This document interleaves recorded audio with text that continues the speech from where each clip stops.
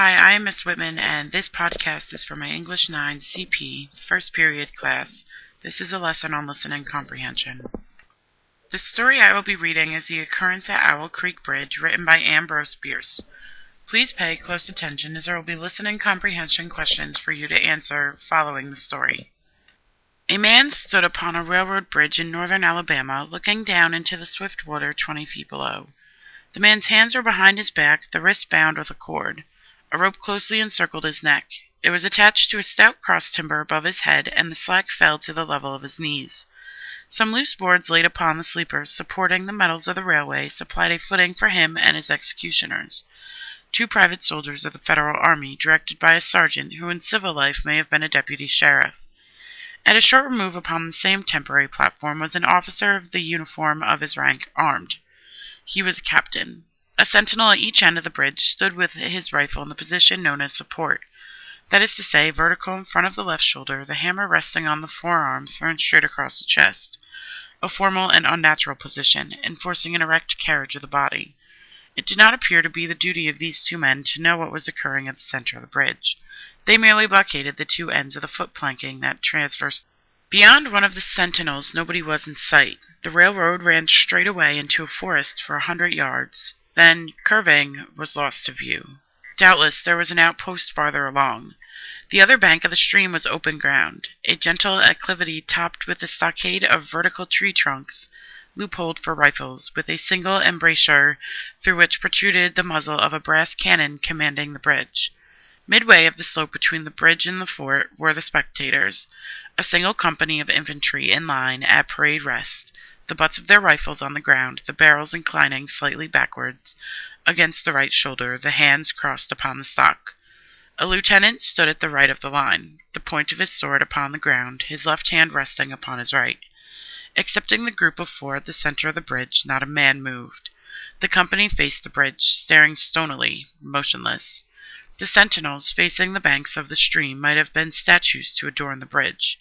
The captain stood with folded arms, silent, observing the work of his subordinates, but making no sign. Death is a dignitary who, when he comes announced, is to be received with formal manifestations of respect, even by those most familiar with him. In the code of military etiquette, silence and fixity are forms of deference. The man who was engaged in being hanged was apparently about 35 years of age. He was a civilian, if one might judge from his habit, which was that of a planter. His features were good, a straight nose, firm mouth, broad forehead, from which his long, dark hair was combed straight back, falling behind his ears to the collar of his well-fitting frock coat. He wore a mustache and pointed beard, but no whiskers. His eyes were large and dark gray, and he had a kindly expression which one would hardly have expected in one whose neck was in the hemp. Evidently, this was no vulgar assassin. The liberal military code makes provision for hanging many kinds of persons, and gentlemen are not excluded. The preparations being complete, the 2 private soldiers stepped aside, and each drew away the plank upon which he had been standing. The sergeant turned to the captain, saluted, and placed himself immediately behind that officer, who in turn moved apart 1 pace. These movements left the condemned man and the sergeant standing on the 2 ends of the same plank, which spanned 3 of the cross ties of the bridge. The end upon which the civilian stood almost, but not quite, reached a 4th. This plank had been held in place by the weight of the captain. It was now held by that of the sergeant. At a signal from the former, the latter would step aside, the plank would tilt, and the condemned man go down between 2 ties. The arrangement commended itself to his judgment as simple and effective. His face had not been covered, nor his eyes bandaged. He looked a moment at his unsteadfast footing, then let his gaze wander to the swirling water of the stream racing madly beneath his feet. A piece of dancing driftwood caught his attention, and his eyes followed it down the current. How slowly it appeared to move. What a sluggish stream. He closed his eyes in order to fix his last thoughts upon his wife and children. The water, touched by the gold of the early sun, the brooding mist under the banks at some distance down the stream, the fort, the soldiers, the piece of drift, all had distracted him. And now he became conscious of a new disturbance. Striking through the thought of his dear ones was a sound which he could neither ignore nor understand, a sharp, distinct metallic percussion like the stroke of a blacksmith's hammer upon the anvil. It had the same ringing quality. He wondered what it was, and whether immeasurably distant or near by. It seemed both. Its reoccurrence was regular, but as slow as the tolling of a death knell. He awaited each stroke with impatience and knew not why apprehension. The intervals of silence grew progressively longer, the delays became maddening. With their greater infrequency the sounds increased in strength and sharpness. They hurt his ear like the thrust of a knife. He feared he would shriek. What he heard was the ticking of his watch.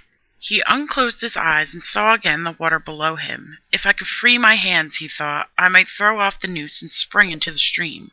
By diving I could evade the bullets, and swimming vigorously reach the bank, take to the woods, and get away home. My home, thank God, is as yet outside their lines. My wife and little ones are still beyond the invaders' farthest advance. As these thoughts, which have here to be set down in words, were flashed into the doomed man's brain, rather than evolved from it, the captain nodded to the sergeant. The sergeant stepped aside. Peyton Farquhar was a well-to-do planter of an old and highly respected Alabama family. Being a slave owner, and like other slave owners a politician, he was naturally an original secessionist and ardently devoted to the Southern cause. Circumstances of an imperious nature, which it is unnecessary to relate here, had prevented him from taking service with the gallant army that had fought the disastrous campaigns ending with the fall of Corinth, and he chafed under the inglorious restraint, longing for the release of his energies, the larger life of the soldier, the opportunity for distinction. That opportunity, he felt, would come, as it comes to all in war time. Meanwhile he did what he could. No service was too humble for him to perform in the aid of the South, no adventure too perilous for him to undertake if consistent with the character of a civilian who was at heart a soldier, and who in good faith and without too much qualification assented to at least a part of the frankly villainous dictum that all is fair in love and war. One evening, while Farquhar and his wife were sitting on a rustic bench near the entrance to his grounds, a grey-clad soldier rode up to the gate and asked for a drink of water. Mrs. Farquhar was only toe, happy to serve him with her own white hands. While she was fetching the water, her husband approached the dusty horseman and inquired eagerly for news from the front. "The Yanks are repairing the railroad," said the man, "and are getting ready for another advance. They have reached the Owl Creek Bridge, put in order, and built a stockade on the north bank. The commandant has issued an order which is posted everywhere, declaring that any civilian caught interfering with the railroad, its bridges, tunnels, or trains will be summarily hanged. I saw the order." "How far is it to the Owl Creek Bridge?" Farquhar asked. "About 30 miles.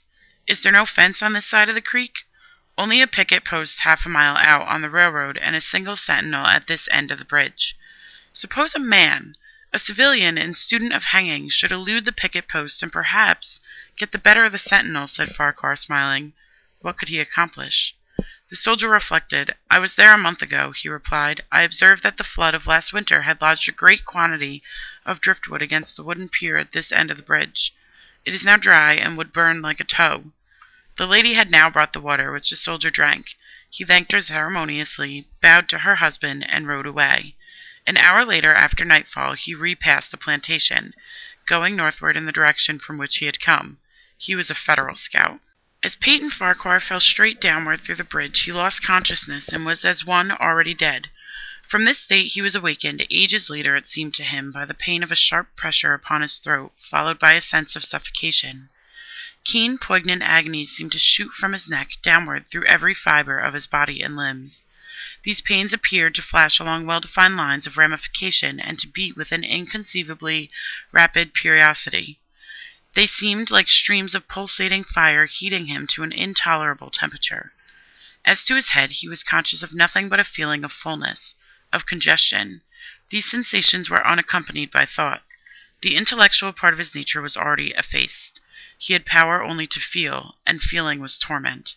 He was conscious of motion, encompassed by a luminous cloud, of which he was now merely the fiery heart. With material substance he swung through the unthinkable arcs of oscillation, like a vast pendulum.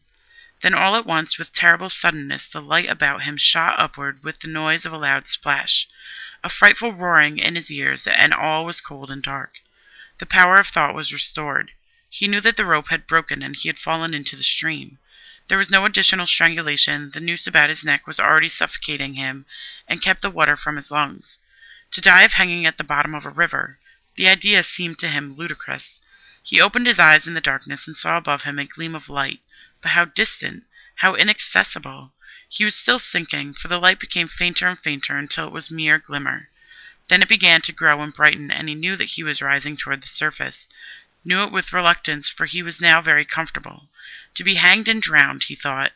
That is not so bad, but I do not wish to be shot. No, I will not be shot. That is not fair. That is the end of this podcast. Please click on the Occurrence at Owl Creek Bridge Part 2 to hear the rest of the story.